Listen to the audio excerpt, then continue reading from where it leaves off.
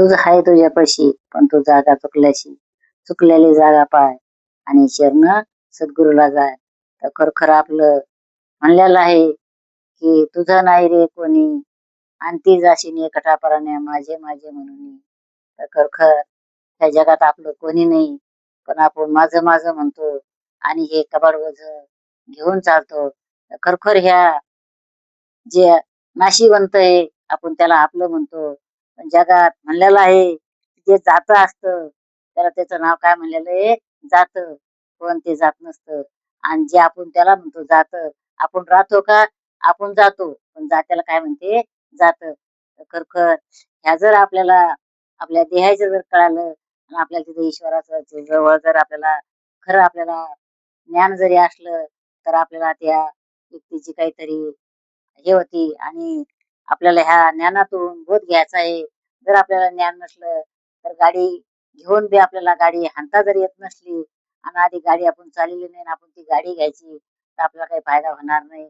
तशी हाही देवानं आपल्याला ही एक ध्येयरूपी गाडी दिलेली आहे. पण ह्या गाडीत मध्ये आपल्याला करायचं काय आणि आपण आलो कशासाठी आणि करायला काय लागलेलो आहे. तर खरोखर या जगात बाजार भरलेला आहे आणि एका राजवाड्यात असा बाजार भरला.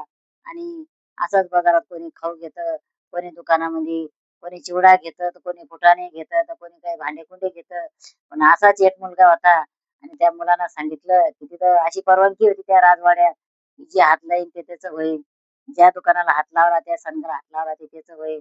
पण यानं काय केलं, त्यानं सांगितलं, "राजे सरकार म्हणे, मी जर तुम्हाला हात लावला, तर ते तुम्ही माझे व्हासान का?" तर खरोखर त्यानं त्या राजाला हात लावला. तो राजाच त्याचा झाला. तर खरोखर आपल्याला ह्या देहात आल्याच्या नंतर आपला देहरूपी जी गाडी आहे आणि त्या देहात जर तो ड्रायव्हर बसलेला आहे, पण त्या ड्रायव्हरचा आपल्याला जाणीव झाली पाहिजे आणि माहिती झाली पाहिजे. पण आपण म्हणतो की देवाला आपलं आपण जे करतो ते कोणालाच माहित होत नाही. पण ह्यो अंतःकरणातला जो हृदयातला आत्माराम राहतो, त्याला सगळं काही माहिती राहतं आणि तो सगळा काही आपला बघतो. अशीच एक आजीबाई होती आणि आजीबाईला असा एक बैलगाडी घेऊन चालला, रस्ता छोटा होता. तर तो म्हणला, "आजीबाई तू बाजूला होय, आजीबाई तू बाजूला होय." तो मोठ्या मोठ्यानं आवाज देत होता आजीबाईला. पण आजीबाई ऐकायला तयार नव्हती. आजीबाई धट होती. आजीबाई म्हणे, "एका मेल्याचं मी ऐकू का? आणि या मेल्याचं ऐकून काय माझं कल्याण होईल का?" म्हणून या आजीबाईनं थोडं पण त्याचं ऐकलं नाही आणि असं बैल वळता समोर आवरता त्या आजीबाईच्या अंगावर थोडा धक्का लागला. धक्का लागल्यानंतर आजीबाईनं मागं पुढं पाहिलं नाही. लगेच आजीबाई डांबरू करायला लागली, म्हणे, "या मेल्यानं माझ्या अंगावर गाडी घातली." मग असं करता करता घरी गावात आली. गावात आल्याच्या नंतर चार तसे राहते. म्हणलेलं जर दोघा भावाचं भांडण शेतात जर लागलं, तर लवकर मिटतं आणि गावात आलं तर पांगतं. म्हणून त्या आजीबाईचं भांडण गावात आल्याच्या नंतर पांगलं. आणि गावातले लोक म्हणले, "तुझ्या अंगावर गाडी घातली म्हणे, तू जाय म्हणे आणि त्याला जलात घाल म्हणे, त्याला पोलीस स्टेशनला ने म्हणे." म्हणून ती बाई पोलीस स्टेशनला ती आजीबाई पोलीस स्टेशन मध्ये गेली. पण याला असं वाटलं, की बाबा माझ्याकडून तर काहीच गुन्हा झाला नाही. पण मी आता काय करू याला? हे जर मी पोलीस स्टेशन मध्ये जाऊन काय सांगू? हिनं तर मला पोलीस स्टेशन मध्ये ऑर्डर केली आता बोलायची. आणि आता मी आज काय करू तिथं? पण त्याला असा गुरु भेटला. पण गुरुशिवाय ज्ञान नाही. खरोखर माणसाला ध्यान पाहिजे आणि ज्ञान सुद्धा पाहिजे. तर तिथं गेल्याच नंतर ते एक जणांना सांगितलं, म्हणे, "बाबा तू काय कर म्हणे, तिथे गेल्याच्या नंतर बोलूच नको म्हणे. ते जर पोलिसवाल्याने तुला एक काठी जरी आणली तर हू कर. काय झालं म्हणून काही बोलला तरी तू हू कर." असंच म्हणत राहा. गेला तो. आता पोलीस स्टेशन मध्ये गेल्याच्या नंतर त्याला पोलिसवाल्यानं धमकी दिली. "सांग रे म्हणे, ही आजीबाई तुझ्या आईसारखी नव्हती का म्हणे, तुला का तिच्या अंगावर गाडी घेतली?" तो हू. अरे म्हणे, काठी बसवली एक त्याला, दांड्या बसवला. तरी म्हणे, "अरे सांग ना म्हणे, सांग ना आजीबाईच्या अंगावर तू गाडी काहून घातली?" पण तिथं त्या जागेवर आजीबाईला राहायला जाईना. मग आजीबाई म्हणायला लागली, "सांगणार आहे म्हणे, तेव्हा तर लय म्हणतो आता, आजीबाई बाजूला सरक, आजीबाई बाजूला सरक, आणि आता तुला तोंड नाही का?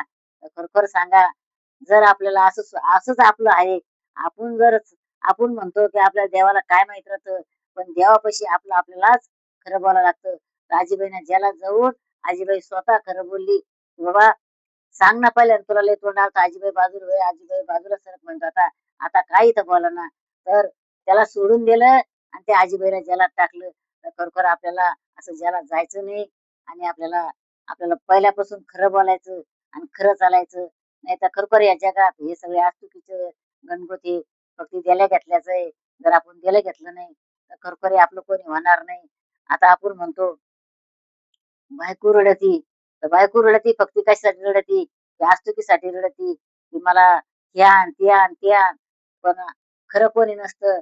तर म्हणलेलं आहे, की अशीच एका एका ठिकाणी असंच तेव्हा झालं, की एक सूनबाई होती आणि सूनबाई सासू म्हणली, "अगं, थोडं झाडून-झुडून काढ रस्त्यावर घरी आपलं. तर तू काय कर, झाडझूड कर आणि माणसं पाहून हुंदडा टाक." आता हिनं काय केलं सुनबाईनं, तिला ज्ञानच नव्हतं. तर सुनबाईनं वर याच्यावर गेली, झाडून-झुडून खाली घेतलं आणि गली झाडली, घर झाडलं आणि पुंजा भरला आणि पुंजा भरून माळावर गेली वर आणि मकानावर जाऊन सनी तिनं सासूला खूप उशीर झाला तिला. ती पुंजा घेऊन ती उभं राहिली. मग सासूबाई म्हणे, "का गं सुनबाई तुला किती वेळ झाला? आ, तू कवाची तू बाई?" म्हणे, "तुम्हीच तर म्हणल्या ना आत्याबाई आणि माणूस पाहून टाक म्हणून सनी पुंजा. अजून माणूसच आला नाही. कधी त्याच्या अंगावर टाकू म्हणे मी पुंजा." "अगं तसं नाही सांगितलं. माणूस पाहून टाक म्हणे. माणूस नाही आला तर टाक." तर खरोखर आपल्याला असं ज्ञान पाहिजे. नाही तर एका सासूबाईने सांगितलं सुनाला, "अगं म्हणे तू काय कर म्हणे पाहुणे आले आपल्या इथं आणि तू पापूड भाजीत बैस, पापूड भाजीत बैस." आता हिनं काय केलं, त्या भाजीची भगोन्यात बसली आणि पापूड घेतले हातात आणि भाजी भगोन्यात बसली. सासूबाई गेली, "का गं म्हणे तुला काय सांगितलं होतं म्हणे, आ? आणि तू कशाला इथं बसली म्हणे." म्हणे, "तुम्हीच तर म्हणल्या ना सासूबाई, की भाजीत बैस." आता हिनं अर्धं घेतलं आणि हिला पूर्ण ज्ञान नव्हतं. माणसाला पूर्ण ज्ञान पाहिजे. तर उजूक मग सासूबाईने म्हणलं, "अगं, तुला भाजीत बैस म्हणजे तू भाजीत बसली का? पापूड भाजीत बैस म्हणले तुला. तू दुसरंच ऐकलं आणि भाजीत बसली." म्हणे, "असं नाही करायचं माणसानं कधी बी. डोक्यानं काम करायचं." म्हणून हिनं काय केलं, की सकाळी सासूनं सांगितलं होतं डोक्यानं काम कर म्हणून सनी. हिनं लगेच सकाळी झाडझूड केली आणि सडा शेण काढलं आणि बकेट घेतली त्याच्यात शेण काढलं पाण्यामध्ये आणि तिनं असे केस बुडाले आणि केस बुडून त्या केसांना सडा टाकायला लागली. मग सासू म्हणे, "अगं हे काय करायला लागली?" म्हणे, "सासूबाई तुम्हीच तर म्हणल्या म्हणे डोक्यानं काम करायचं. मी डोक्यानं काम करू राहिले म्हणे." तर खरोखर आपल्याला असं डोक्यानं काम करायला सांगितलं नाही, आपल्याला डोक्यात घ्यायला सांगितलेलं आहे. पण अनेक लोकं म्हणलेलं आहे, की जेव्हा पोथी घेते, डोक्यावर गाथा घेते आणि डोक्यावर गाथा घेऊन अशा गलोगलीना आणि गावाला येडा घालते आणि दिंडी काढते. पण नेहमी-नेहमी असं वाटतं मला, की गाथा डोक्यावर नाही घ्यायचा, गाथा डोक्यात घ्यायचा. तर आपल्याला डोक्यावर घेऊन फिरायला सांगितलं नाही. पहिले संत सांगून गेले, की बाबा का हो होता येडे आणि देव तुमच्या मागे पुढे. जर आपल्याला आपण जर सुई आणि नुसता सुईनं जर कपडा घेतला आणि सुईनं जर शिवायला लागलो आणि त्याला जर धागा नसला, तर ती शिलाई बसणार नाही. म्हणून आपल्याला या गुरुचं ज्ञान लागतं आणि गुरुचा धागा लागतो. जोपर्यंत आपल्याला धागा भेटत नाही, तोपर्यंत आपल्याला आणि म्हणलेलं आहे, की जेव्हा एसटी राहती, एसटीमध्ये आपण ड्रायव्हर राहतो आणि एसटी राहती. तर एसटीमध्ये आपल्याला ड्रायव्हरला काय लागतं आणि पुरं भाजी पोळी लागते आणि त्या एसटीला आपल्याला ते डिझेल टाकावं लागतं. तर सांगा जो एसटी आहे ते आपलं शरीर आहे आणि जे ड्रायव्हर आहे, ते आपला ड्रायव्हर आहे आत्माराम. तर खरोखर या आत्मारामची आपल्याला ओळख करून घ्यायची आणि ओळख पाहिजे ना आपल्याला. जोपर्यंत ओळख नाही, तोपर्यंत आपण खरोखर त्या डोक्यानं काम कर म्हणलेलं आणि पापूड भाजीत बैस तसं आपण वागू. म्हणून आपल्याला असंच एक जणाच्या इथं एका मुलीला तिला म्हणायचं